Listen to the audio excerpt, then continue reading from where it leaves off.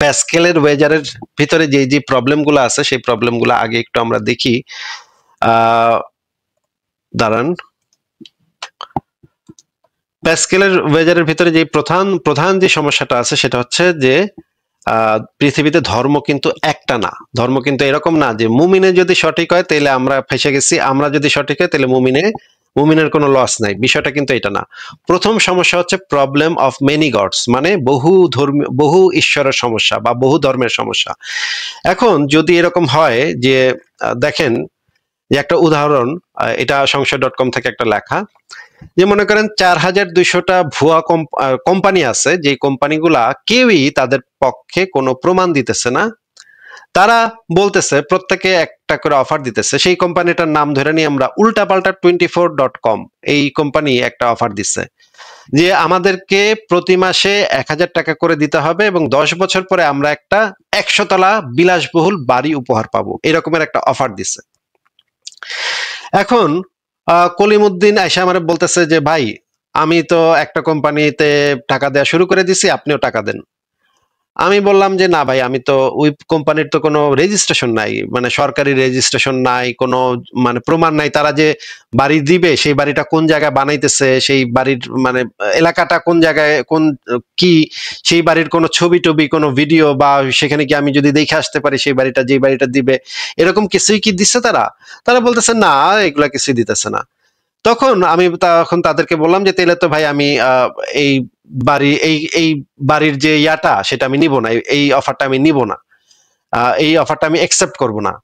তখন সেই ব্যক্তি আমাকে বলল, কুদ্দুস আমার বলল যে ভাই যদি আপনি যদি আমি সঠিক হয় তাহলে কিন্তু আমি 100 তলা বাড়ি পাই যাবো, আর যদি আমি ভুল হই তাহলে মাসে মাত্র 1000 টাকা আমার লস হইতেছে, এটা তো কোনো ব্যাপারই না। আমি তো মাসে 1 লাখ টাকা কামাই, মাসে 1000 টাকা লস হইলে অসুবিধা কি? কিন্তু আমি যদি সঠিক হই তাহলে কিন্তু আমি মানে 10 বছর পরে কিন্তু আমি বিরাট একটা বাড়ি পাওয়া যাইতেছে, আর আপনি কিন্তু ভাই কিছুই পাইতেছেন না, দেখেন আপনি কিন্তু লস খাইতেছেন। কিন্তু এই রকমের দাবির সমস্যাটা হইলো এরকম কোম্পানি আছে 4200টা, 4200টা প্রত্যেকেই এই দাবিটা করতেছে, এবং এক একটা কোম্পানি আবার কইতাছে যে তুমি যদি আরেক কোম্পানির বাড়ি কিনো, আরেক কোম্পানির অফারটা নাও, তাহলে কিন্তু তুমি আমার কোম্পানিতে একেবারে তোমারে মানে কিছুই দেওয়া হইব না, তোমার একটা শাস্তি দেওয়া হইব।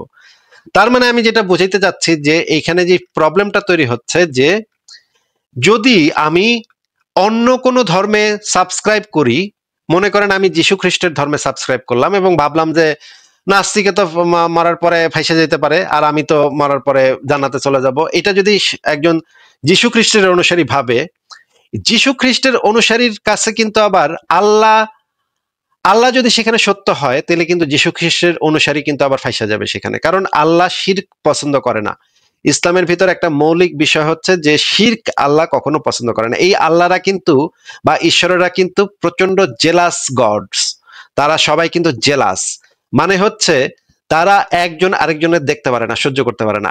এক লোক যদি আবার 4500 ধর্মটা আছে, তো এই ধর্মের ভিতরে আছে কালী আছে, শিব আছে, যিশু আছে, থর আছে, তারপর হচ্ছে গিয়ে ওডিন আছে, মানে জিউস আছে, চীনের অনেকগুলো ধর্ম আছে, এরকমের 4500 ধর্ম পৃথিবীতে আছে। প্রত্যেক ধর্মেরই একটা দুইটা তিনটা কইরা ঈশ্বর আছে। এখন এই ঈশ্বরগুলার ভিতরে কোনটা সত্য, আপনার কাছে অপশন হচ্ছে 4500। এইগুলার ভিতরে যে কোনো একটা, যদি আমরা অন্ধবিশ্বাসকেই ধরে নিই তাহলে তো এগুলোর ভিতরে যে কোনো একটা সত্য হবে। এরকমও হইতে পারে মরার পর আপনি গিয়ে দেখলেন মা কালী বৈশা আছে এবং মা কালী আপনার বিচার করতেছে। যদি আমরা যুক্তির পথে না গিয়ে আমরা যদি সম্ভাবনার কথা ধরি তাহলে তো যে কোনোটাই হইতে পারে। মা কালী যদি সেখানে বৈশা থাকে তাহলে কিন্তু খবর আছে আপনার, আপনি সারা জীবন ইসলাম পালন কইরাও আপনি গিয়া ফাইসা যাবেন, কারণ ওইখানে গিয়ে দেখবেন মা কালী বৈশা আছে। আবার যদি মনে করেন জিউস সত্য, তাহলে কিন্তু আপনি আল্লাহরে মা কালীরে পূজা করছেন সারা জীবন, গিয়ে দেখবেন জিউস বৈশা আছে, সেইখানেও আপনি প্রবলেমে পড়বেন। কারণ তার মানে আপনার সম্ভাবনাটা আসলে কত, আপনার সম্ভাবনাটা যদি আমরা হিসাব করি তাহলে আমরা হিসাবে দেখি ম্যাথমেটিক্স, এইখানে যদি আমরা একটু ম্যাথ ব্যবহার করি সেখানে আমরা দেখি যে আপনার হিসাবটা হইতেছে আপনার সঠিক, আপনার পরিবারের ধর্মটার সঠিক ঈশ্বর হওয়ার সম্ভাবনা হইতেছে 0.0238%। হ্যাঁ, 4200টা 1/4200 করলে হয় 0.0238%। এটা হইতেছে আপনার সঠিক হওয়ার সম্ভাবনা, যদি আমরা র্যান্ডমলি এই একটা ধর্মকে আমরা সত্য হিসেবে ধরে নিই, তাহলে এইখানে আরেকটা সমস্যা আছে যে ইসলামের ভিতরে আবার ৭৩টা ফেরকা, এখানে ৭২ লেখা আছে কিন্তু আসলে হবে ৭৩টা ফেরকা। এই মোহাম্মদ আবার বলে গেছে যে আমার উম্মতের ৭৩টা দলে বিভক্ত হবে, তার ভিতরে ৭২টা জাহান্নামে যাবে, একটি দল জান্নাতে যাবে। তার মানে আপনি হয়তো সঠিক আল্লাহরই পূজা করছেন, তারপরে আপনার ফাঁসে যাওয়ার একটা বিরাট সমূহ সম্ভাবনা আছে, কারণ আপনার জন্ম হয়তো হয়েছে একটা ভুল ফেরকার পরিবারে। আপনি হয়তো হানাফি ফেরকা হয়তো জান্নাতে যাবে না, বা আপনি হয়তো মালিকি বা এই মুক তমুক আহমদিয়া কিছু একটার ভিতরে পড়ছেন গিয়া পারিবারিক ভাবে, গিয়া দেখা যাবে সেখানে আপনি ভুল ফেরকার ভিতরে জন্ম নিচ্ছেন, জন্ম নিয়ে আপনি একটা ভুল ইসের ভিতরে ঢুকে গেছেন, এই কারণে আপনিও জাহান্নামে চলে যাওয়ার সমূহ সম্ভাবনা আছে। এটাকেও যদি আমরা হিসাব করি তাহলে আপনার জান্নাতে যাওয়ার সম্ভাবনা হবে, দেখেন এটাকে কাউন্ট করলে সঠিক ইসলামী ফেরকার ব্যক্তির জান্নাতে যাওয়ার সম্ভাবনা হচ্ছে যে 0.00326%।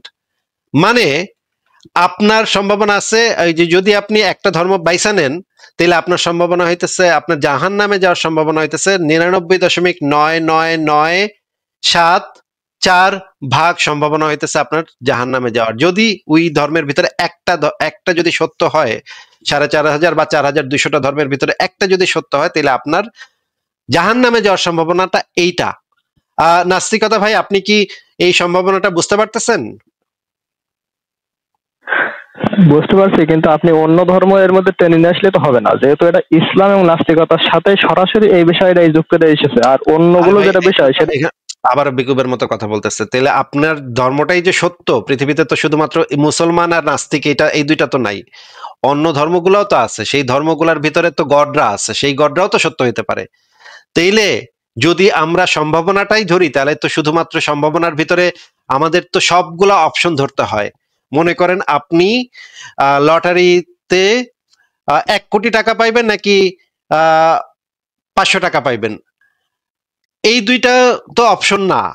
লটারিতে আপনি 0 টাকাও পাইতে পারেন, ১০০ টাকাও পাইতে পারেন, ৫০০ টাকাও পাইতে পারেন, ১,০০০ টাকাও পাইতে পারেন, ১,০০,০০০ টাকাও পাইতে পারেন, ৫,০০,০০০ টাকাও পাইতে পারেন, ১ কোটি টাকাও পাইতে পারেন। এই সবগুলা সম্ভাবনাই তো লটারির টিকিট কিনলে থাকবে।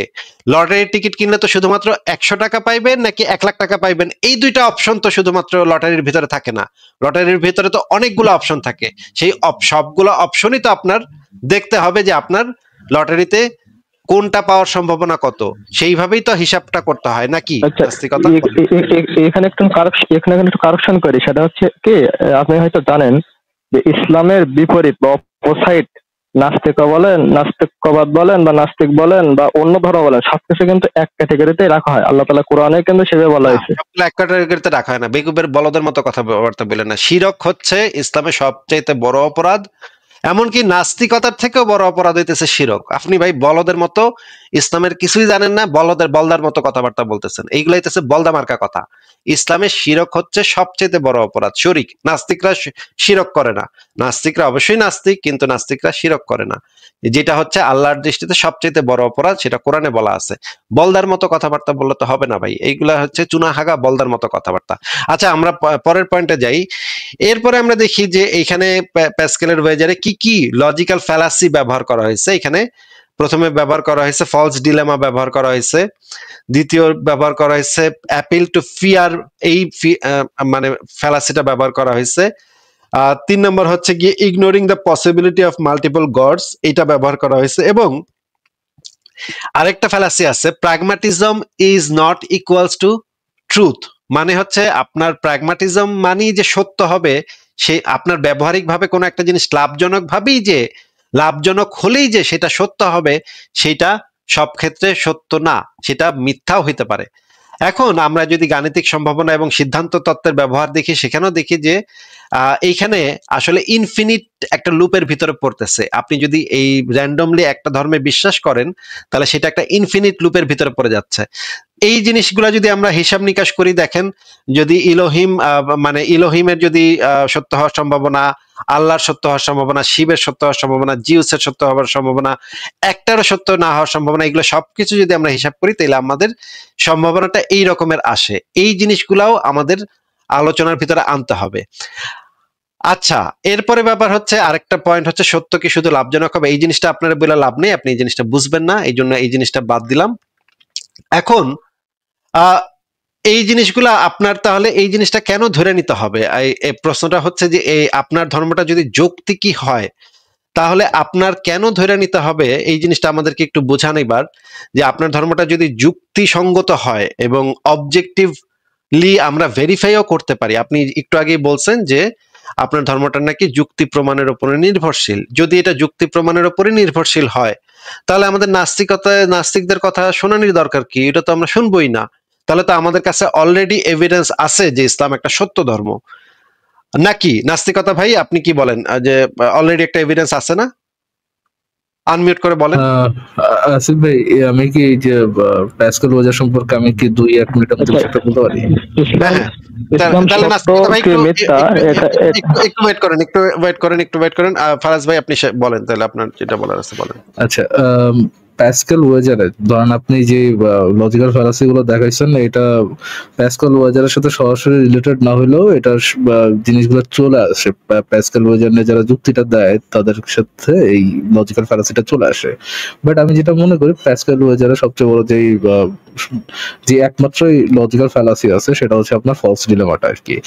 যে তিনি যে ডিলেমা তৈরি করছিলেন যে ক্রিশ্চিয়ানিটি আর এথিইজম, ন্যাচারালিজম, ওই সময়কার ন্যাচারালিজম বা এথিইজম নিয়ে যে ইয়েটা করেছিলেন যে there is a God and there is no God, এটা নিয়ে যে উনি ডাইলেমা তৈরি করছিলেন, এই দুটোই অপশন রেখেছিলেন। এটা হচ্ছে একটা ফলস ডিলেমা। এর থেকেও আরো অনেকগুলো অপশন থাকতে পারে যেটা আপনি এতক্ষণ এক্সপ্লেইন করলেন।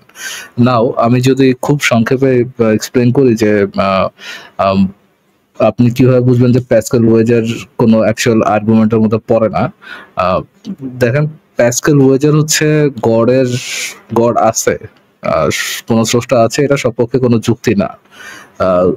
প্যাসকেল ওয়েজার হচ্ছে এমন একটা যুক্তি যে এইটা আগে ধরে নিয়ে যে দেয়ার ইজ এ গড, নাও ওইটাতে বিশ্বাস না করলে তোমার কি কি ধরনের ক্ষতি হতে পারে ওইটার উপরে বেস করা একটা যে আপনার কি বিশ্বাস থাকা উচিত আর বিশ্বাস থাকা উচিত না। গডকে আগে থেকে প্রিসাপোজ করে নিয়ে গডকে প্রিসাপোজ করে নিয়ে লাভ ক্ষতির হিসাবে একটা যুক্তি আর কি। নাও যদি গডকেই রাখতে হয় দেন এইটা তো এমন না যে ক্রিশ্চিয়ানিটির গড বা ইসলামের গড এরকমই গড লজিক্যাল পসিবিলিটির মধ্যে থাকবে। লজিক্যাল পসিবিলিটির মধ্যে তো এমনও গড থাকতে পারে, যদি আপনি লজিক্যাল পসিবিলিটির দিকে যান, এমনও গড থাকতে পারে যে গড হচ্ছে আপনার যেহেতু একটা গডের সপক্ষে কোনো যুক্তি না আর কি, গড থাকার সপক্ষে কোনো যুক্তি না, এই জন্য যে কেউ তো যে কোনো গড অ্যাড করতে পারে, যেমন মুসলিমরা অ্যাড করতে পারে, ক্রিশ্চিয়ানরাও অ্যাড করতে পারে, এমনকি নাস্তিকরাও অ্যাড করতে পারে। ফর এক্সাম্পল আমি একটা গড অ্যাড করি, যে ধরেন আমার একটা গড আছে যে হচ্ছে পরকালের সময় যখন আমরা মারা যাবো আমাদেরকে আবার রিজার্ভ করবে, এবং রিজার্ভ করে সে হচ্ছে কি করবে, যারা পেডোফাইলের মধ্যে যারা আছে স্পেসিফিকলি শুধুমাত্র তাদেরকে শিক্ষা বানাবে, তাদের পাশা দিয়ে কিছু একটা ঢুকায়, মুখ দিয়ে কিছু একটা বের করে হচ্ছে তাদেরকে মানে সবগুলোকে একই শিক্ষার মধ্যে ঢুকায় ওটার কাবাব বানাবে আর কি। বাকি কাউকে কিছু করবে না। পেডোফাইল মুহাম্মদের কথা বলছেন? পেডোফাইল মুহাম্মদের কথা বলছেন? জি আসিফ, আমি ওনার কথাই বলছি যে ওনার যারা ফলোয়ার্স আছে ওনার সব ফলোয়ারদেরকে উনি এই কাজটা করবেন, শুধুমাত্র পেডোফাইল মুহাম্মদের যে ফলোয়ার্স তাদেরকে এটা করবেন আর কি। তো এরকম যদি কোনো একটা গড থাকে, ধরে নেন আসিফ ভাই এরকম একটা গড আছে, আর হচ্ছে গড নাই, কোনো গড নাই, দেন আপনার কি মুসলিম থাকা উচিত নাকি অমুসলিম থাকা উচিত? কোনটা থাকা উচিত? তাহলে তো অবশ্যই অমুসলিম থাকা উচিত, কারণ এই পেডোফাইলের উম্মত হলে তো বিপদ ভাই। ওই গড কিন্তু কেয়ার করে না যে আপনি নাস্তিক না, এটা সম্পর্কে কেয়ার করে না। শুধুমাত্র যদি আপনি মুসলিম হন তাহলে আপনার শিখতে পারবে, তাহলে কি আপনার মুসলিম থাকা উচিত নাকি মুসলিম থাকা উচিত না? অমুসলিম থাকা উচিত। অমুসলিম থাকা উচিত।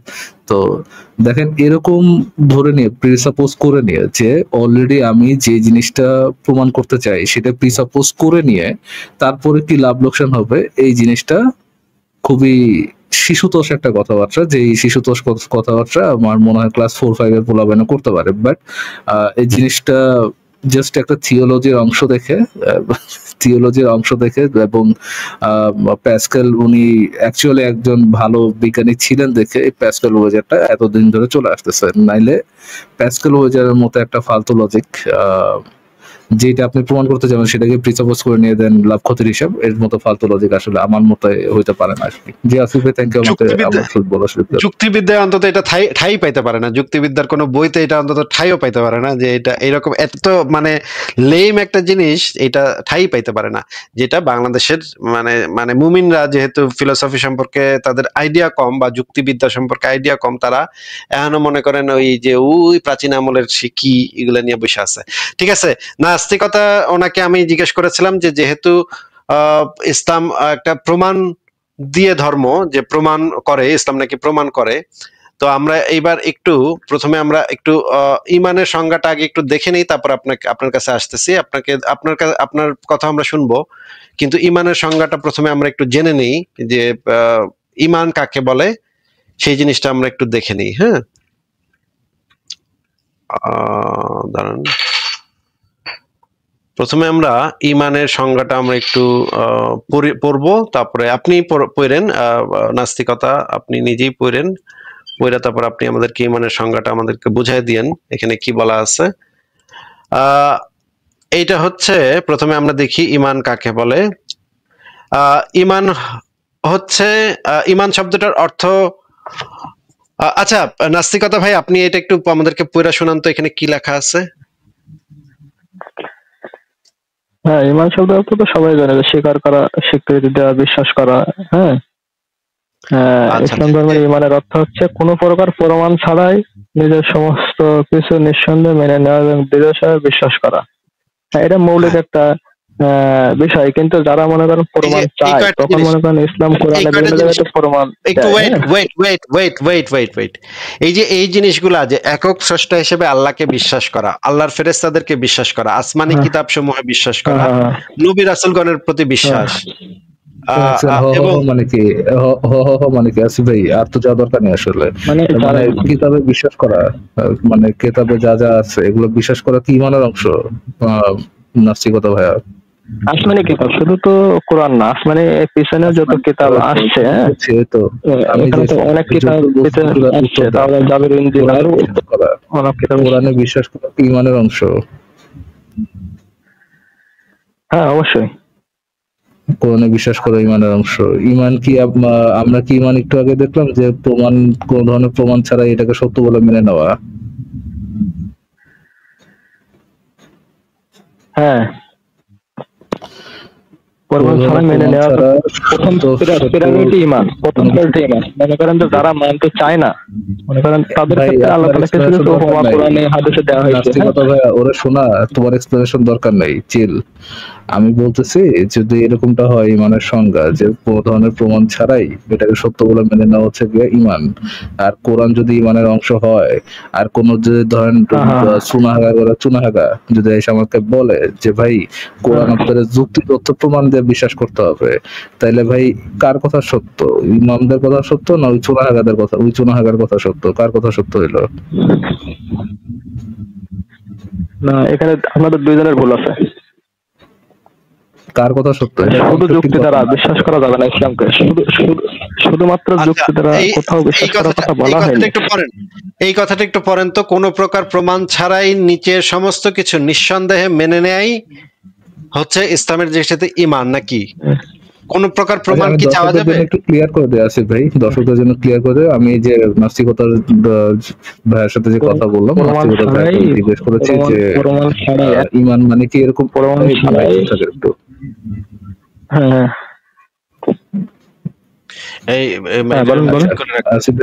আমি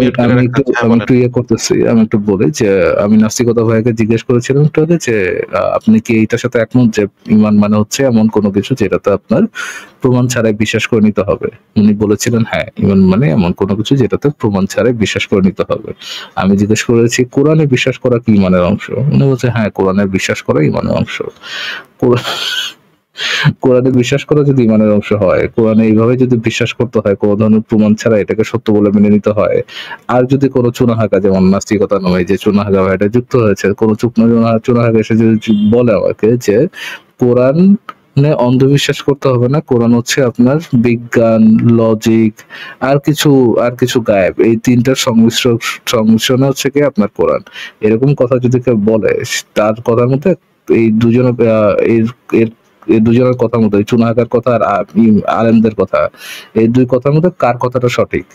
অন্ধভাবে বিশ্বাস করতে হবে এটা সঠিক, নাকি যুক্তি প্রমাণ আর কিছু গায়েব নিয়ে বিশ্বাস করতে হবে এটা সঠিক? তো ভাই বিষয় যেটা বললেন সেটা তো বললেন আছে ভাই, কি বলবো বলার দরকার নেই ফারাজ ভাই, আপনি যেটা বলছেন সেটুকুর ভিতরে আমরা সবকিছু বুঝে নিছি। ঠিক আছে, আমরা আরো দেখি যে হাদিসেও যে জিনিসটা বলা আছে যে কোন প্রকার সন্দেহ সংশয় মনে আসা, এই সম্পর্কে রাসূল কি বলেছেন?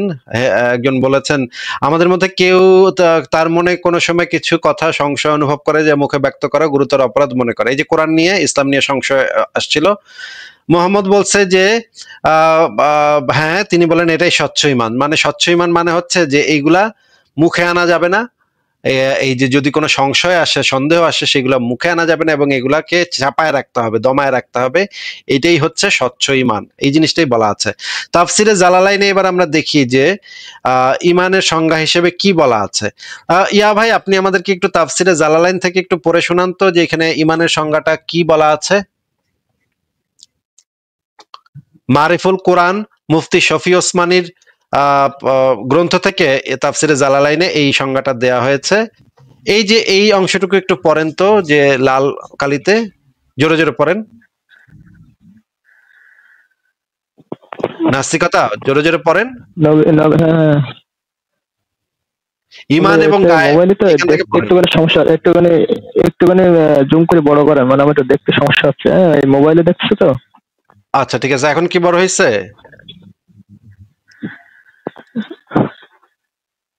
তাও বোঝা যাচ্ছে না, মানে অক্ষরগুলো। আচ্ছা ঠিক আছে, আমি আঙ্গুল দিয়ে জুম করেন, 2 আঙ্গুল দিয়ে জুম করলে দেখা যাবে। আচ্ছা এখান থেকে পড়েন, ঠিক আছে এখান থেকে পড়েন, প্রথম থেকে নাকি? নবী করিম যা নিয়ে এসেছেন তার প্রতি বিশ্বাস, আশাকে বিশ্বাস করা নাকি এটা? আচ্ছা দাঁড়ান, আপনাকে আরো বড় করে দেয়া যায় নাকি দেখি। এইবার যথেষ্ট বড় হয়েছে? এইবার পড়েন, এবার বিসমিল্লাহ বলে পড়েন ভাই। মুমিনের পরিচয় দিতে গিয়ে অর্থাৎ ঈমান এবং গায়েব, অনুভূতি গ্রাহ ও দৃশ্যমান কোনো বস্তুতে কারো কথায় বিশ্বাস স্থাপন করার নাম ঈমান নয়। উদাহরণস্বরূপ বলা হয় যে কোনো ব্যক্তি যদি এক টুকরা সাদা কাপড়কে সাদা এবং এক টুকরা কালো কাপড়কে কালো বলে এবং আরেক ব্যক্তি তার কথা সত্য মেনে নেয়, তাহলে একে ঈমান বলা যায় না। এতে বক্তার কোনো প্রভাব বা দখল নেই। অপরদিকে রাসূলুল্লাহ সাল্লাল্লাহু আলাইহি ওয়াসাল্লাম কোনো সংবাদ কেবলমাত্র রাসূলুল্লাহ সাল্লাল্লাহু আলাইহি ওয়াসাল্লামের উপর বিশ্বাস মেনে নেয় শরীয়ত পরিভাষায় ঈমান বলে। আচ্ছা, এই কথাটার মানে কি একটু বুঝাই দেন তো আমাদেরকে। ইসলামে ঈমানকে বলা হচ্ছে যে দেখে যেটা সেটা বিশ্বাস করলে ঈমান হবে না, গায়েব বা না দেখে যেটা বিশ্বাস সেটাকেই দেখে বা কোনো প্রমাণ পেয়ে যদি কোনো ইন্দ্রিয় গ্রাহ্য নাস্তিকতা শুনে নেন, কথাটা শুনে নেন। কোনো অনুভূতি গ্রাহ্য বিষয় বা ইন্দ্রিয় গ্রাহ্য কোনো বিষয় যদি আপনি প্রমাণ পান, ইন্দ্রিয় গ্রাহ্য প্রমাণ পান, সেইটা পাওয়ার পরে যদি আপনি সেটাকে মেনে নেন, সেটাকে কি ঈমান বলা যাবে? অনুভূতি না ভাই, অনুভব। মানে অনুভূতি তো হয়তো তারা বলবো দিল থেকে ফিলের কথা, মানে হাতটা দিয়ে যেগুলো বা যেটা আপনি ইয়ে করতে পারবেন, অবজার্ভ করতে পারবেন, সেটার উপর বেস করা আর কি। আচ্ছা মনে করেন যে একজন বলল যে এই গ্লাসের ভিতরে গরম দুধ রাখা আছে। এখন আপনি গ্লাসটা ধইরা দেখলেন যে হ্যাঁ গরম, দুধটা গরম। এই যে দুধটা যে গরম, এটা কি আপনার ঈমান নাকি এটা আপনি অলরেডি জানেন? নাস্তিকতা ভাই বলেন তো। ওটা তো হচ্ছে জানা। হ্যাঁ, ওটা জানা, হ্যাঁ ওইটা ঈমান না। কিন্তু যদি আপনি যে বক্তা যে আপনাকে বলছে এই দুধের ভিতরে, এই গ্লাসের ভিতরে দুধটা গরম, আপনি যদি না ধরেই যদি আপনি এটাকে বিশ্বাস করে লন যে যেহেতু আমার ভাইয়ে কইছে, আমাকে দিনী ভাইয়ে কইছে, সেহেতু এটা গরমই হইব, আর কিছু লাগবো না, আমার দেখানো লাগবো না, ধৈর্য ধারণ লাগবো না, কিছু করানো লাগবো না, আমি এটাতে সম্পূর্ণভাবে বিশ্বাস করলাম তার কথাকে, এটাকে তো তখন ইমান বলা যাবে নাকি? তার কথা আপনি ইমান আনলেন নাকি?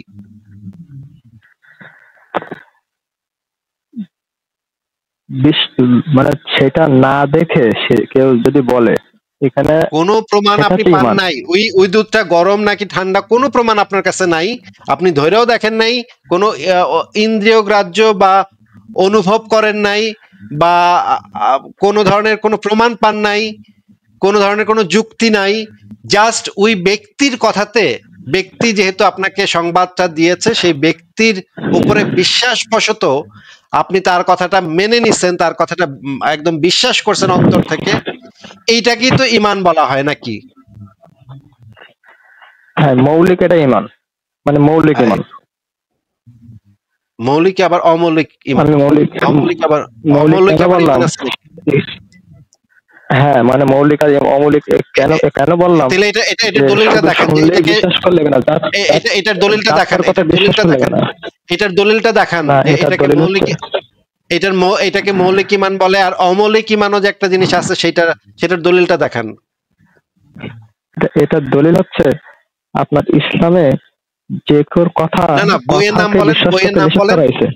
বইয়ের নাম বলেন, বইয়ের নাম বলেন, তাহলে আমরা সেই বইটা বের করে দেখবো কোন বই থেকে বললেন যে এটা মৌলিক ইমান আর অমৌলিক ইমান নামেও কিছু একটা আছে, সেটা আমরা বই থেকে দেখবো সরাসরি।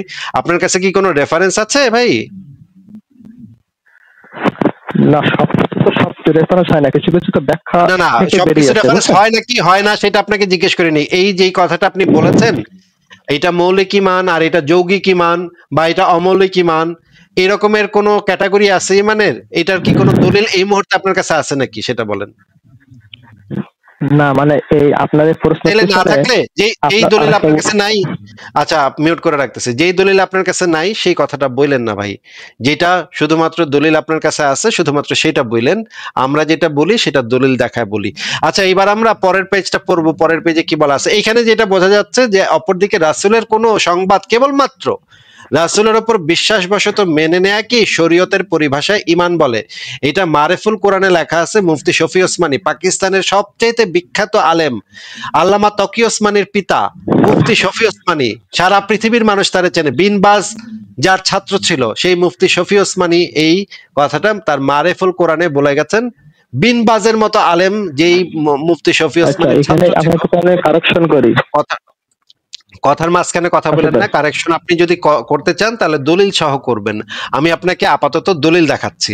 পরের দলিলটাতে আমরা যাই একটু। এই দেখেন এখানে দলিলের যেটা উপরে একটা কারেকশন আছে। দলিল আপনি কারেকশন করার মতো আপনার সেই যোগ্যতা নাই তো ভাই। মুফতি শফি ওসমানের দলিল আপনি কারেক্ট করতে পারবেন? আপনি কোথাকার শোনা আগাম মুফতি শফি ওসমানী কি বেকুব কোথাকার। মুফতি শফি ওসমানের দলিল আপনি মানে কারেক্ট করবেন, আপনার সেই যোগ্যতা আছে? মানে বিন বাজ যার ছাত্র ছিল এর নাকি দলিলে মানে করবে। আচ্ছা পরের দলিলটা পড়ি। গায়েবের আভিধানিক অর্থ অজ্ঞাত, অদৃশ্য, গোপন, যে এগুলোর সংবাদ রাসূল দিয়েছেন এবং মানুষ যে সমস্ত বিষয় স্বীয় বুদ্ধি বলে ও ইন্দ্রিয়গ্রাহ্য অভিজ্ঞতার মাধ্যমে জ্ঞান লাভে সম্পূর্ণ অক্ষম। আচ্ছা গায়েব মানে কি ফারাজ ভাই? আমরা গায়েব মানে দেখলাম যে সমস্ত বিষয় রাসূল দিয়েছেন এবং সেই সমস্ত বিষয় সম্পর্কে স্বীয় বুদ্ধি বলে ইন্দ্রিয়গ্রাহ্য কোনো অভিজ্ঞতার মাধ্যমে যে সমস্ত বিষয় জ্ঞান লাভ করা সম্পূর্ণভাবে অসম্ভব, এইটাকে গায়েব বলে নাকি ফারাজ ভাই? আচ্ছা ফারাজ ভাই মনে হয়, জি আসিফ, জি আসিফ ভাই, ওটাকে গায়েব বলে। আচ্ছা এখানে তো এবার সেটাই লেখা। আমরা নাস্তিকতা সাহেবকে, নাস্তিকতা আপনি একটু আমাদেরকে আনমিউট করে বলেন তো গায়েব কাকে বলে, এখানে কি লেখা আছে? ওই তো অজানা। হ্যাঁ, না না, অজানা অদৃশ্য এবং অজানা গোপন, না। মানে যেটা সম্পর্কে মানুষের পক্ষে কি অন্য কোনো ভাবে, অন্য কোনো বুদ্ধি দিয়ে, কোনো ইন্দ্রিয়গ্রাহ্য অভিজ্ঞতার মাধ্যমে গায়েবের সামান্যতম জ্ঞান লাভ করাও কি কখনো সম্ভব কিনা, এইটা একটু বলেন আমাদেরকে। কোনটা? গায়েব যে জিনিসটা ইসলামের দৃষ্টিতে যেটা গায়েব, সেই গায়েবটা সম্পর্কে মানুষ তাদের জ্ঞান বুদ্ধি দিয়ে কোন ইন্দ্রিয়গ্রাহ্য অভিজ্ঞতার মাধ্যমে অথবা নিজস্ব যুক্তি, বুদ্ধি, প্রমাণ, জ্ঞান, মগজ এগুলা ব্যবহার করে এই গায়েব সম্পর্কে কি সামান্যতম কোনো ইনফরমেশন সংগ্রহ করা কোনো মানুষের পক্ষে কি সম্ভব নাকি সম্ভব না গায়েব সম্পর্কে? আমার জানা মতো সম্ভব না, তবে অন্য আচ্ছা, কোনো দলিল বা কোথাও আছে কিনা এটা আমার জানা নেই। সেটা শুধুমাত্র সম্ভব একটা মাধ্যম থেকে, সেটা হচ্ছে রাসূল যেটা নিয়ে এসেছেন, শুধুমাত্র সেইখান থেকে গায়েবের সম্পর্কে তথ্যটা জানা সম্ভব নাকি? এইখানে তো এটাই লেখা আছে। হ্যাঁ, আচ্ছা, তাহলে রাসূল যেটা নিয়ে এসছে সেটা ভেরিফাই করার তো আর কোনো উপায় নাই নাকি? যে রাসূল যেটা বলতেছে সেটা আসলে সত্য কইতেছে নাকি আসলে কি এরকম, নাকি আল্লাহর কি আসলে 2টা হাত নাকি 4টা পা নাকি 15টা মাথা? এই জিনিসটা ভেরিফিকেশনের তো আর কোনো উপায় নেই, তাই না? সরাসরি কোনো উপায় নাই, কিন্তু কিছু নিদর্শন, কিছু মজেজা, কিছু অলৌকিক, না, না, কিছু না, নবী চরিত্র, এসব সাংবারিক কিছু এখানে তো বিষয় প্রমাণ করা যায়, বুঝছেন? এখানে তো বলে আপনি দেয়া সরাসরি হয়েছে, পাবেন না। এইখানে তো বলে দেয়া হয়েছে সেইগুলা সম্পর্কে সম্পূর্ণভাবে অক্ষম মানুষ, সেগুলা সম্পর্কে সম্পূর্ণ অক্ষম, মানে কোনোভাবেই কোনো কিছু জানা সম্ভব না, একটু নিদর্শনও জানা সম্ভব না, সম্পূর্ণ অক্ষম সেটাই মানুষ তো, গায়েব সম্পর্কে জানা এরকম জান্নাত সম্পূর্ণ। জাহান্নাম তো সম্ভব না, কিন্তু নবী গিয়ে দেখে আসছেন, বলছে আমি দেখে আসছি মেরাজে গিয়ে, এটা আমি বিশ্বাস তো করতে এখন আমি তো কিভাবে সেটাই বিশ্বাস আমি তো করলাম? আরে আরে আরে ভাই, এখন সেটাই মনে তো করেন যে আপনি যদি কি বলেন, কথাটা এখন আগে যদি বুঝালন, কথাটা বুঝা সেটার উত্তর দেন। কথাটা বুঝা, আমার প্রশ্নটা বুঝা সেটার উত্তর দেন। মানুষ আর তো কোনো আমি আপনার ইঙ্গিত কথা বুঝতে টিঙ্গিত পারছি। কথা আপনি না বুঝে উত্তর দিতেছেন। আপনি আবারও একটু শোনেন। মানুষ কোনো ইঙ্গিত টিঙ্গিত নিদর্শন ফিদর্শন এইগুলা দেখা তো এই গায়েব সম্পর্কে কোনো জ্ঞান আহরণ সম্ভব না, যদি না সেটা রাসূল বইলা দিয়া থাকেন। শুধুমাত্র রাসূল যদি বইলা দিয়া থাকেন তাইলে সেটা মানতে হবে, সেটা সত্য। আর রাসূল যদি সেটা না বইলা দিয়া থাকে তাহলে তো আর কোনোই উপায় নাই, কোনো নিদর্শন ফিদর্শন, পৃথিবীর পাতা উড়ে নাকি ঘুমাইলে খাইলে খিদা লাগে না, ঘুমাইলে চোখে দেখি না, এই সমস্ত জ্ঞান থেকে তো কোনোভাবেই গায়েব সম্পর্কে সামান্যতম কিছু জানা সম্ভব না। এইটাই তো এখানে লেখা আছে, তাই না? হ্যাঁ, তার মানে তো গায়েব সম্পর্কে কোনো ইনফরমেশন জানা শুধুমাত্র একটা মাধ্যম আছে, রাসূল। রাসূল ছাড়া আর কোনো তো কোরআন উপায় এবং নাই। রাসূল নবী। না, না, না, কোরআন ও কোরআন রাসূল, ছাড়া তো কোরআন ও আমরা রাসূল আল্লাহ থেকে সম্পর্কে আসছে। তো কোরআন ছাড়া তো জানতে পারি আরে না। ভাই, আরে বেকুব কোথাকার, কোরআন তো মুহাম্মদ থেকে আইছে। কোরআনকে মানে পাঠ করে তোর মাথার উপরে পড়ছে নাকি? তো সে মোহাম্মদের মুখের ধরো কথাই তো আর হয়নি, বুঝছেন? ধরো বেকুব কোথাকার, বলদ কোথাকার, মুহাম্মদের মাথা কি এসে কোরআন টাচ করে পড়ছে নাকি? বেকুব কোথাকার বলদ। এইরকম মানে কত বড় বলদ মোহাম্মদ আর কোরআন। আরে বেটা, কোরআন তো মোহাম্মদের মুখের থেকে বেরিয়েছে। এটা ছাগল কোথাকার। যেই জিনিসটা বলতেছি সেটা আগে ভালো করে বুঝ, বুঝা এইভাবে তারপর বললে আসিফ ভাই এরকম দর্শকরা তো বুঝবে না। দর্শকদের জন্য তো আসিফ ভাই অনেক সফিস্টিকেটেড, অনেক শান্ত হয়ে মাথা ঠান্ডা করে তারপর বুঝাতে হবে, না হলে তো যথেষ্ট এরকম শান্ত, করে বললে যথেষ্ট শান্ত আছি ফারাজ ভাই, যথেষ্ট শান্ত আছি, যথেষ্ট শান্ত আছি। আর বলেন না। ভাই আমি তো নাস্তিক হতে চাই, কিন্তু এই উল্টো পাল্টা আরে তোর যুক্তির কারণে বলত, নাস্তিক তুই হতে পারি নাস্তিক না হবি এখন। কেমনে? ধরে ছাগল, ধরে ছাগল, তুই নাস্তিক হবি কেমনে? তোর নাস্তিক হইলে তো আমি নাস্তিকতা চাইরা মানে হজে এরকমের বলদ সুনা হাগা বলদ যদি নাস্তিক হয় তাহলে তো এটা নাস্তিক সমাজের জন্য বিরাট অপমান। আমি তো আত্মহত্যা করবো তখন গিয়া। এই রকমের বলদাও যদি নাস্তিক হয় তাহলে তো ভাই মাথা কাটা যাবে। বলদা কথাকার। আচ্ছা, নাস্তিকতা আপনাকে যেটা বলা হচ্ছে, যেটা জিজ্ঞেস করা হচ্ছে যে রাসূল ছাড়া তো গায়েব সম্পর্কে আর কোনো, এখানে তো এই জিনিসটাই লেখা আছে যে রাসূল যেটা বলছে, যে সংবাদটা দিচ্ছে, এই সংবাদ ছাড়া তো গায়েব সম্পর্কে আর কোনো উপায় নাই আমাদের পক্ষে, মানুষের পক্ষে জানা। যেমন মানুষের বুদ্ধি ব্যবহার কইরা, মানুষের চিন্তা ব্যবহার কইরা, মানুষের যুক্তি ব্যবহার কইরা, মানুষের, আসিফ ভাই আমি একটু আসতেছি 10 মিনিট আর কি। আচ্ছা ঠিক আছে, মানুষের যুক্তি টুক্তি এই সমস্ত কিছু ব্যবহার কইরা তো গায়েব সম্পর্কে বিন্দু মাত্র কিছু জানা সম্ভব না, কখনোই জানা সম্ভব না, যদি না সেটা রাসূল বইলা দিয়া থাকে। রাসূলের শুধুমাত্র মুখের কথাটা থাকতে হবে, তাইলে আমাদের বুঝতে হবে সেটা হইতেছে গায়েবী বিষয়, সেটা সত্য। এছাড়া তো আর কোনো উপায় নাই নাকি?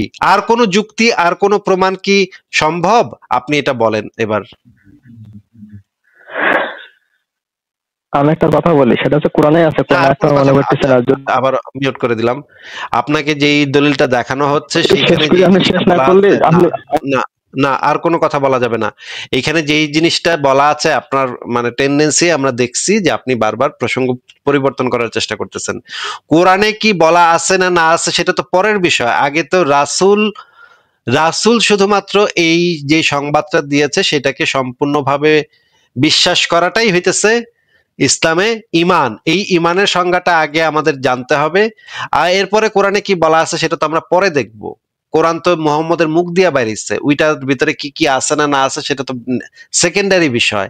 আগে হইতেছে মোহাম্মদের আগে তো কোরআন না।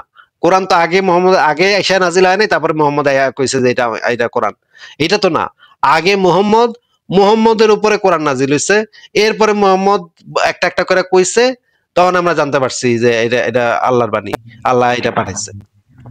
এখানে তো হ্যাঁ, নবী মোহাম্মদ ছাড়া হচ্ছে জানা সম্ভব না। আচ্ছা, এক কথা উত্তর এবার বলেন, মোহাম্মদ আপনি হচ্ছে মেইন চাপান ফ্যাক্টর। লাগবে সরাসরি বলেন। মোহাম্মদ মোহাম্মদ হচ্ছে মেইন ফ্যাক্টর, যে মোহাম্মদ যেই কথাটা গায়েব সম্পর্কে বলছে, যে সংবাদটা দিছে, শুধুমাত্র সেইটাতে ঈমান আনা, আর কোনো নিজস্ব জ্ঞান বুদ্ধি ব্যবহার এখানে করা যাবে না।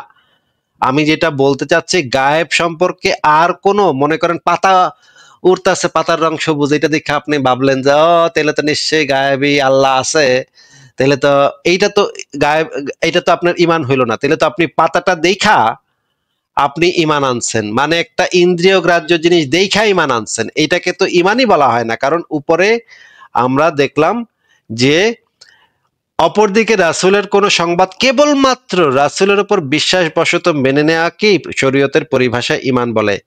আপনি যদি মনে করেন পাতার রং সবুজ, এটা দেখে আপনি মনে করছেন যে তাহলে তো নিশ্চয়ই পাতার রং কেন সবুজ হইলো, নিশ্চয়ই আল্লাহ আছে।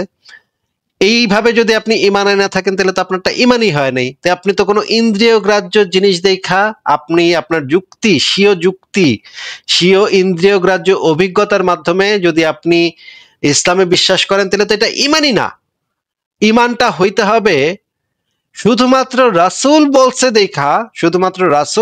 দেখা, আর কোনো নিজস্ব জ্ঞান বুদ্ধি বিবেক অভিজ্ঞতা ইন্দ্রিয় গ্রাহ্য কিছু ব্যবহার না কইরা, শুধুমাত্র রাসূল বলছে দেখা সেটা সম্পর্কে সম্পূর্ণভাবে দৃঢ়ভাবে বিশ্বাস করাটাকে ঈমান বলা হয়। আচ্ছা, আমরা এর পরের অংশটা দেখি। এর পরের অংশে কি বলা আছে, তাফসীর ইবনে কাসির উল্লেখ করা আছে, গায়েব বলা হয় জিনিসকে যা বান্দা থেকে গোপন আছে, যেমন জান্নাত জাহান্নামের বিষয় কোরআনে। নিচে আরো বলা আছে, মানুষের পঞ্চ ইন্দ্রিয় শক্তি ও মেধা শক্তি দ্বারা যা কিছু জানার উপায় নেই তাকেই গায়েব বলে। মানে এইগুলা কোনো কিছু ব্যবহার করেই গায়েব সম্পর্কে কোনো ধারণা করা কারো পক্ষে সম্ভব না। আরো বলা আছে, এটা আছে ইমাম বাইজাবি এটা বলেছেন, বাইজাবি বা বাইহাবি, যা পঞ্চ ইন্দ্রিয় বা অন্য কোনো দলিল ব্যতীত সাধারণভাবে জানা যায় না তাকে গায়েব বলে।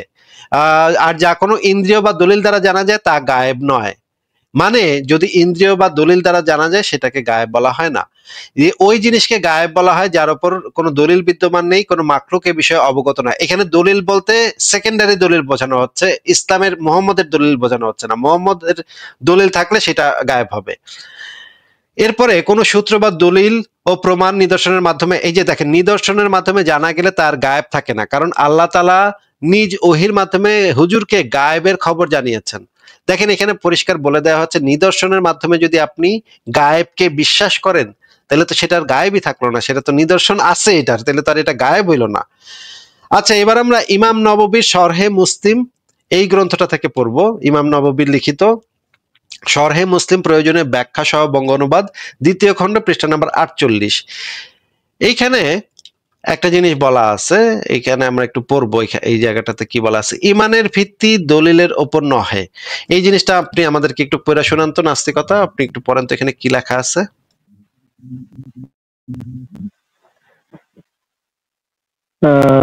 বলা হয়েছে যে ঈমান বস্তুত ওই পূর্ব নির্ধারিত সত্যকে দৃঢ় বিশ্বাস করিবার নাম, যাহা সৌভাগ্যবানদের অন্তরে এমন ভাবে প্রবেশ করিয়া থাকে, যাহাকে সে যদি নিজেও বাহির করিয়া দেওয়ার চেষ্টা করে তবেও বাহির করিতে পারে না।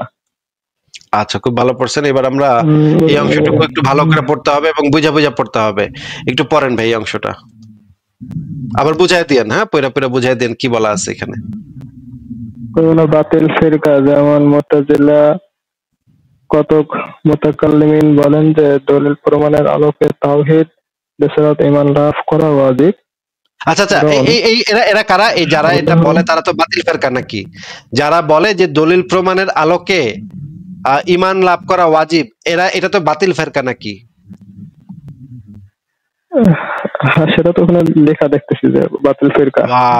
মানে যারা বলে মুতাজিলারা হচ্ছে বাতিল ফিরকা, কারণ মুতাজিলারা বলতো যে দলিল প্রমাণের মাধ্যমে ঈমান আনতে হবে। এই ধরনের কথাবার্তা যারা বলে এরা কি সহি ফিরকা নাকি এরা বাতিল ফিরকা, একটু বলেন।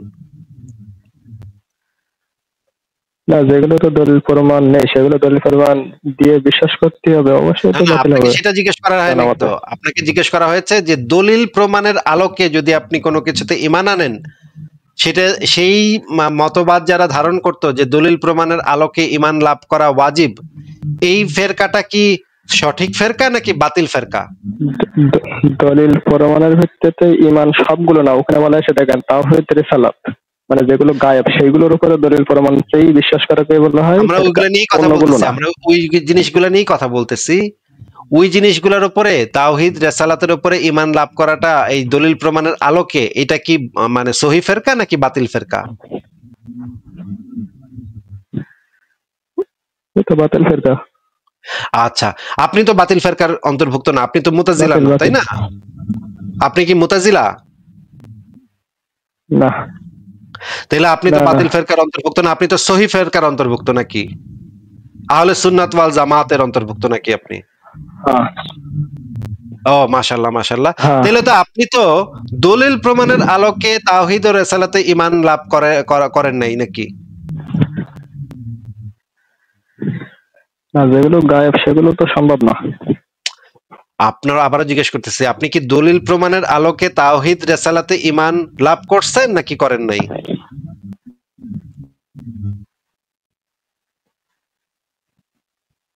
দলিল প্রমাণের আলোকে ভিত্তিতে ঈমান লাভ করতে কিনা?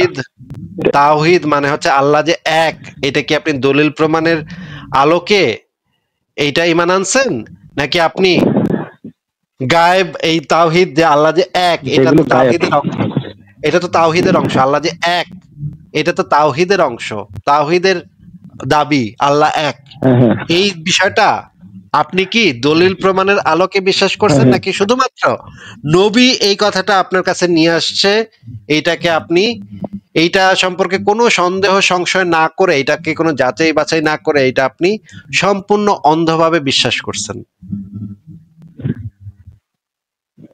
না, সম্পূর্ণ অন্ধভাবে না। তাহলে আপনি যদি দলিল প্রমাণের আলোকে এটাতে বিশ্বাস করে থাকেন, আপনি যদি দলিল প্রমাণের আলোকে এই তাওহীদের এই বিষয়টাতে বিশ্বাস করে থাকেন, তাহলে তো ভাই আপনি বাতিল ফেরকার অন্তর্ভুক্ত। এই যে দেখেন এখানে লেখা, কোন বাতিল ফেরকা যেমন মুতাজিলা রা বলতো যে দলিল প্রমাণের আলোকে তাওহীদে ঈমান লাভ করা ওয়াজিব, আপনি তো দলিল প্রমাণের আলোকে তাওহীদে ঈমান আনছেন, তাহলে তো আপনি বাতিল ফেরকা ভাই। দলিল প্রমাণে বিশ্বাস করেছে কিভাবে বুঝলেন? এই যে আপনি বললেন প্রমাণ, আপনি প্রমাণ পেয়ে এটা বিশ্বাস করছেন, এই যে আল্লাহ যে এক এটা আপনি প্রমাণ পেয়ে বিশ্বাস করছেন। ওই যে ঈমানের সংজ্ঞা বলা হয়েছে না, যে নবী যা নিয়ে আসছে যেগুলো বলছে সেগুলো নির্দ্বিধায় বিশ্বাস করা, ওইটাই তো। আর ওইটাই আবার দলিল বানালেন কিভাবে? এটা তো কোনো প্রমাণ না, এটা তো হচ্ছে তাকে অন্ধভাবে ঈমানেরই অংশ। এইটা তো কোনো প্রমাণ না যে নবী এটা নিয়ে আসছে, নবী যে এটা নিয়ে আসছে এইটাতে বিশ্বাস করে, এটা তো কোনো প্রমাণ না, এটা তো ইটসেলফ কোনো প্রমাণ না, এটা তো হচ্ছে কি নবী এটা নিয়ে আসছে ওইটা দিয়ে তো বিশ্বাস করা। আপনি যদি বলেন যে প্রমাণ, তার মানে প্রমাণ মানে কি? ও মানে আপনি প্রমাণ বলতে বোঝাচ্ছেন যে নবী, এতক্ষণে বুঝলাম ভাই, তাহলে তো এইগুলা আলোচনা করার দরকারই পড়তো না ভাই, আপনি আমার আগে কইতেন, এটা আপনার সাথে আলোচনাটা তো শুরুতেই শেষ হয়ে যেত। আপনি প্রমাণ মানে বুঝেন নবী এটা কইছে নাকি কয় নাই, এইটা হইতেছে আপনার কাছে প্রমাণ নাকি? না, এখানে যারা ফেরকার কথা বলেছে তারা কি প্রমাণের কথা বলেছে সেটা তো বললাম। দেখি কি জিজ্ঞেস করেছি আবার প্রশ্নটা রিপিট করেন। না, আপনি যে বললেন যে এই যারা ফেরকা দল, আমি আপনাকে কি প্রশ্ন করেছি, প্রশ্নটা রিপিট করেন প্লিজ, প্রশ্নটা রিপিট করেন। আমি নিশ্চিত আপনি প্রশ্ন শুনেনি নাই, উত্তর দেন, প্রশ্ন না আসুই না, এই কারণে আপনাকে জিজ্ঞেস করছি যে আপনি প্রশ্নটা রিপিট করেন, আমি কি প্রশ্ন করেছি। আপনি প্রশ্ন করেছেন যে আমি দলিল প্রমাণ ছাড়া বিশ্বাস করছি কিনা। না, আমি এটা জিজ্ঞেস করি নাই ভাই। দলিল এতক্ষণ প্রমাণ ধরে ছাড়া কি আপনার কথা ইমান আনছি কিনা, এটাই। এতক্ষণ ধরে এই চুনা হাগার সাথে কথা বলতেছি, এতক্ষণ ধরে এর সাথে মানে আলোচনা করতেছি। দেখেন, আমার একটা প্রশ্ন পর্যন্ত এই চুনা হাগা শুনে না।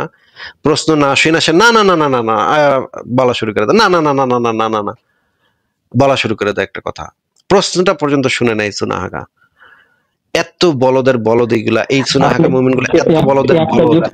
আমি একটা প্রশ্ন করলেও সেই প্রশ্নটা পর্যন্ত ঠিক মতো শুনে না। এই বলদা, তুই এবার ভালো করে তোর মাথায় ঢুকা বলদা কথাকার। আমি প্রশ্ন করতেছি, তোর কাছে প্রমাণ কি এইটা? প্রমাণ বলতে কি তুই এটা বুঝোস যে তোর নবী এটা কইছে নাকি কয় নাই? নবী এটা কইছে কিনা সেইটার প্রমাণ, সেটারে তুই প্রমাণ হিসেবে ধরস, নাকি প্রমাণ বলতে অন্য কিছু বুঝায়? তোরে এইটা জিজ্ঞেস করছি রে বলদা। তুই বুঝোস না, কথা না বুঝা তুই প্রশ্ন না বুঝে উত্তর দেওয়া শুরু করস। তুই এবার প্রশ্নটা আবারও বললাম, এবার তুই প্রশ্নটা রিপিট কর।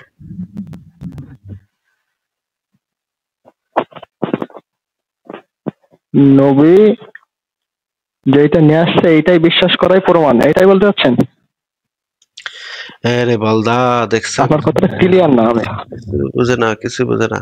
আচ্ছা, আরেকবার ট্রাই করি। কি দেখেন, আপনার কিছুই কথা বুঝে না।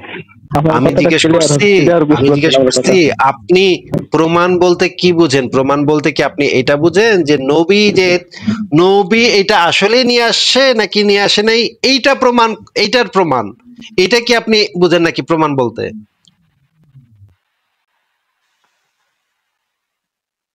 নবী যে কথাগুলো বলছে এইটাই সত্য কি মিথ্যা এটার কথা বলছেন? রে ভাই রে, না, এটা এগুলোর সাথে আর তো বলা, আর তো সম্ভব না। ঠিক আছে, বাইর করে দিলাম। দেখেন ভাই, এরা এইটাই বুঝে না যে আমি জিজ্ঞেস করতেছি যে সে প্রমাণ বলতে বুঝে এটা নবী বলছে নাকি বলে নাই, এইটা প্রুফ করা। মানে নবী আসলে এটা কইছে নাকি কয় নাই। মনে করেন নবী এটা কইছে ইবনে আব্বাস কইছে আরেকটারে কইছে আরেকটারে। এই যে আসলো, তারপরে উনি এই প্রমাণটা চান যে আসলে এটা নবী কইছে কিনা, এইটা ওনার কাছে মানে ওই তথ্যটা সত্য হওয়ার ক্ষেত্রে ওনার কাছে প্রমাণ হইল এইটা।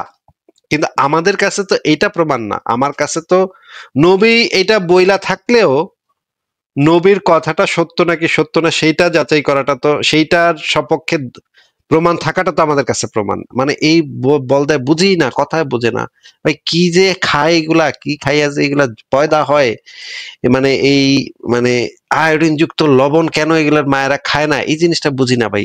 এত বলদ কিভাবে হয়? আমি তারে জিজ্ঞেস করতেছি প্রমাণ বলতে, তাহলে তুই এইটা বুঝোস যে তোর নবী এটা কইছে নাকি কয় নাই। এটা যদি প্রমাণ হয় যে হ্যাঁ ওর নবী এটা কইছে, তাহলে তো তুই এটা মাইনে লবি, তোর কাছে তো এটাই ইমান, তাই না? আমি যেই দলিলগুলা দেখাইলাম সেখানে তো পরিষ্কার ভাবে বলা যে নবী যেই জিনিসগুলা নিয়ে আসছে সেগুলা পুঙ্খানুপুঙ্খ ভাবে অক্ষরে অক্ষরে মাইনা নেয়া, বিশ্বাস করা, সেটাই প্রমাণ। এবং কিছু কিছু বাতিল ফিরকা আছে যারা বলে, মুতাজিলাদের মতো বাতিল ফিরকারা বলে দলিল প্রমাণের আলোকে তাওহিদে ইমান লাভ করা ওয়াজিব। কিন্তু এরা হইতেছে বাতিল ফিরকা। এইটা একদম মানেই হচ্ছে, এই কথাটার মানে হচ্ছে, এই কথাটা একদম ভুল কথা। দলিল প্রমাণের আলোকে কখনো তাওহিদে ইমান লাভ করার কোনো স্কোপ নাই। তাওহিদের ইমানটা হচ্ছে দলিল প্রমাণের ঊর্ধ্বে, মানুষের ইন্দ্রিয় গ্রাহ্য সমস্ত কিছুর ঊর্ধ্বে, যে জিনিসটা আগের দলিল থেকে আমরা দেখলাম। এবং নিচে এইখানে দলিল, এইখানে আরো নিচে যেটা বলা আছে, ইমাম নববী কি কি লিখছে পড়ি আমরা। কারণ সন্দেহে সংশয়যুক্ত ইমান দলিল প্রমাণের জ্ঞান ব্যতীত লাভ করা যায় না। তাহাদের এই অভিমতের উপর আশ্চর্য হইতে হয়, কেননা রাসূলুল্লাহ সাল্লাল্লাহু আলাইহি সাল্লামের যুগে কাফিরদের বিরাট বিরাট জামায়াত ইসলাম গ্রহণ করিয়াছিল। তাহাদিগকে কি ইসলামের ফরজ ও ওয়াজিব সমূহের অন্তর্দৃষ্টি ও দলিল প্রমাণ শিক্ষা দেওয়ার দাওয়াত দেওয়া হইয়াছিল? তাহাদিগকে নামাজ ও জাকাত ইত্যাদির আহকাম শিক্ষা দেওয়া হইয়াছে বটে, কিন্তু তাহাদিগকে কি কখনো বিশ্বজগৎ ধ্বংসশীল হওয়ার দলিলের সাধ্য আশ্রয় বাক্য ও পক্ষ আশ্রয় বাক্য সাজাইয়া সিদ্ধান্ত নির্ণয়ের শর্তসমূহ শিক্ষা দেওয়া হইয়াছে? তবে ইহাতে সন্দেহ নাই যে মুতাকাল্লেমগণের দলিল প্রমাণাদিও ইমান দৃঢ় হইবার একটা কারণ হিসেবে গণ্য হইতে পারে, কিন্তু ইমান শুধু দলিল প্রমাণের উপর নির্ভরশীল হওয়া কোনো ক্রমেই সহি হইতে পারে না। যদি তাহাই হইতো তবে সাধারণ লোকদের ইমান সহি বলিয়া বিবেচিত হইতো না, কেননা তাহাদের ইমান মুতাকাল্লিমিনের প্রমাণাদির ভিত্তিতে লাভ হয় নাই। এমনকি মানে প্রাথমিক যুগের যারা সাহাবী তাদেরটাও এখানে একই। পক্ষান্তরে এমন অনেক উদাহরণ বিদ্যমান রহিয়াছে যে তাহাদের সামনে ইসলামের হক ও সত্য হইবার দলিল প্রমাণাদি দিবালোকের ন্যায় উজ্জ্বল ছিল, অথচ তাহারা ইমানি দৌলত হইতে বঞ্চিত ছিল। দেখেন এখানে এই উদাহরণটাও দেওয়া হচ্ছে, অনেকের কাছে ইসলামের হক ও সত্য হইবার দলিল আদি প্রমাণ দিবালোকের ন্যায় উজ্জ্বল ছিল, অথচ তারা ইমানি দৌলত হইতে বঞ্চিত ছিল। বস্তুত ইমান ও ইয়াকিন অর্জন দলিলের উপর নির্ভরশীল নহে, কারণ ইমান এমন একটি নূর যাহাকে পরম করুণাময় আল্লাহ তাআলা যথার্থতা ও সম্পূর্ণভাবে স্বীয় ফজল ও রহমতে বান্দার অন্তরে ঢালিয়া দেন, বাহ্যত কারণ যাহা কিছুই হইতে পারে। বলা বাহুল্য, ইমান যদি দলিল প্রমাণের উপর নির্ভরশীল হয়, তাহা হইলে উহার মধ্যে একটি সম্ভাবনা বর্তমান থাকিবে যে দলিল বিপরীত দিকে ধাবিত হইলে ইমানও বিপরীত দিকে প্রত্যাবর্তন করিবে। ইমানের বিপরীত কুফর ছাড়া আর কি? অধিকন্তু দলিল সন্দেহ সংশয় সৃষ্টির স্থান। অতএব দলিল প্রমাণের ওপর নির্ভরশীল ইমান সুদৃঢ় হয় না, বরং ইহার দ্বারা ইমান দুর্বল ইমানই অর্জিত হয়। আল্লাহ তাআলাই জানেন অল্প জ্ঞানের অধিকারী মানুষের দলিলের মোড় কখন কোন দিকে ধাবিত হয়। ইয়াকিন তথা বিশ্বাসের ওই উচ্চ অবস্থা যাহা একজন মূর্খ বৃদ্ধ ব্যক্তির অর্জিত হয়, অনেক ক্ষেত্রে বড় বড় আলিম ফাজিল ও জ্ঞান বিজ্ঞানে পারদর্শী ব্যক্তিরও উক্ত অবস্থার সহিত অপরিচিত নিঃসম্পর্ক থাকে। ইসলাম প্রকাশের ওপরে হুকুম প্রদান। আচ্ছা, এরপরে দেখেন, এরপরে যে জিনিসটা বলা আছে যে আমরা কয়েকটা দেখি, ভিডিও দেখি এখানে তারা আলেমরা কি বলে শুনি। আসিফ ভাই, আপনার কি ওই নাস্তিকতা বান্দার সাথে কি কথা শেষ, নাকি তাকে আবার যুক্ত করবেন? না, আর যুক্ত করব না। আমি যে ইমান বলতে যে মানে ইয়াটা বোঝায় সেই জিনিসটা দেখাচ্ছি ফারাজ ভাই। জি শিওর। আমি এই যে এটা দেখায় আমি একটু ব্রেকে চলে যাব। আপনি তো এখন ফ্রি আছেন নাকি? হ্যাঁ আসিফ, আমি ফ্রি আছি। আচ্ছা, এই যে ভিডিওগুলো আমি বহুবার দেখাইছি, আপনারা তাইলে দেখে নিয়েন, আর দেখাইলাম না। আর আপনারা এই ভিডিওটাও দেখতে পারেন। এই ভিডিওটা ইম্পর্টেন্ট একটা ভিডিও, 7 মিনিট 13 সেকেন্ডের ভিডিও। এটা একটা ইম্পর্টেন্ট ভিডিও। এবং এই যে ভিডিওটা নিশ্চয়ই আপনারা দেখছেন যে মুমিন ব্যক্তি হচ্ছে নাকে দড়ি বাঁধা উটের মতো, এটা আমি বহুবার দেখাইছি। এবং আহমদুল্লাহ এটাও বলছে যে কোরআন এবং হাদিসে যেটা বলা আছে এটা একটু দেখি, এইটা ইম্পর্টেন্ট। আহমদুল্লাহ বলছে কোরআন হাদিসে থাকা মাত্রই মাথা নিচু করে মেনে নিতে হবে, এই বিষয়ে কোনো সন্দেহ সংশয়ের কোনো স্কোপ নাই। আমরা শুনি। তার রাসূলের কথা বললে সঙ্গে সঙ্গে মাথা নত করে ফেলা, মুখ ফিরায় না নেওয়া। কোরআন হাদিসের কথা শুনলে, আল্লাহ এবং তার রাসূলের কথা বললে ওখান থেকে কি না নেওয়া, মুখ ফিরায়া না নেওয়া। আল্লাহ তাআলা বলেন আতিউল্লাহ ওয়া রাসূলা, তোমরা আল্লাহ এবং তার রাসূলের আনুগত্য করো। ফাইন তাওয়াল্লাউ, যদি তোমরা আল্লাহ এবং তার রাসূলের কথা থেকে মুখ ফিরিয়ে নাও, ফাইন্নাল্লাহা লা ইউহিব্বুল কাফিরিন। সূরা আলে ইমরানে আয়াত আল্লাহ তাআলা আমাদেরকে বুঝাইলেন, বললেন যে আল্লাহ এবং তার রাসূল এর আনুগত্য করতে হবে। আমরা যদি শুনি যে এই জিনিসটা কোরআনে অথবা হাদিসে আছে, সঙ্গে সঙ্গে ওখানে মাথা নত করে দিতে হবে।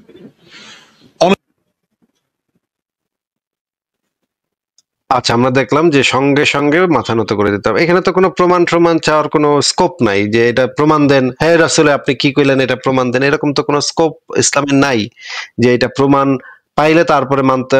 ইসলামের তো কোথাও বলা নাই যে তোমরা ইসলামকে বিশ্বাস করো, আগে প্রমাণ পাও, প্রমাণ পাইলে তারপর বিশ্বাস করো, এরকম তো কথা বলা নাই। বরঞ্চ তরবারির মাধ্যমে মানুষ কোপায়া ইসলাম গ্রহণ করতে বাধ্য করা হইতো, সেগুলোর প্রমাণ আমরা দেখাবো যদি পরবর্তীতে থাকে। ফারাজ ভাই, তাহলে আপনি কিছুক্ষণ ইয়াটা করেন, আমি তাহলে একটু ঘুরে আসি নাকি?